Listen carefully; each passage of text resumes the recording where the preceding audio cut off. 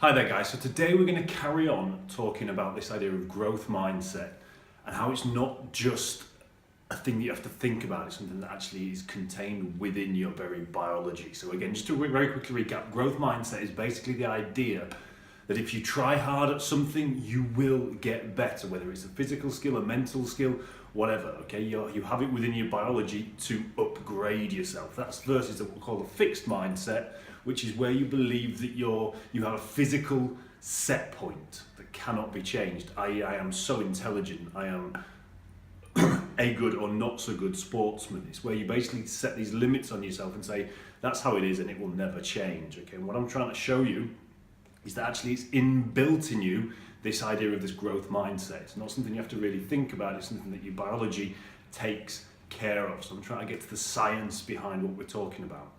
So today we're going to talk about something called epigenetics, okay?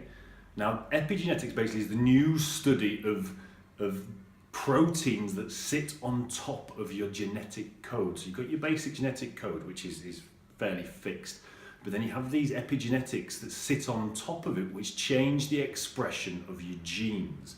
Now you don't have to worry too much about the actual science, but what it means is that your genetics as we know them aren't fixed. They change over time. And what's more, they change as you interact with your environment. So they can be changed by the sport you do. They can be changed by the food you eat. They can be changed by the exercise you do. They can be changed by the thoughts that you have on a regular basis. So basically, as you interact with the world around you, these epigenetics, these proteins that sit on top of your DNA are constantly changing, constantly turning on and turning off other parts of your genome.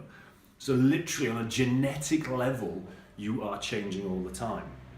So when someone walks in and says, look, I'm just not a kite surfer, bullshit.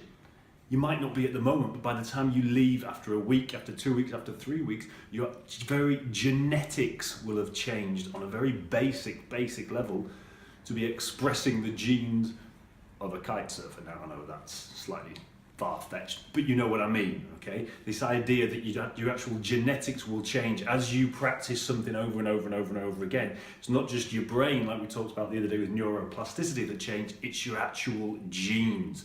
These proteins that sit on top of your genetics, some switch on, some switch off, some are more beneficial to what you're trying to do, and as you stop doing that or do activities that are detrimental to it, the gene expression itself becomes more detrimental. So by practicing, let's say in this case, kite surfing over and over and over and over again, you're actually changing your very DNA to be a kite surfer better, okay? So you can see how powerful this is and how this idea of a growth mindset isn't just some woo-woo concept that, yeah, I need to think that I can grow. No, it's hardwired into your very biology at a very basic level.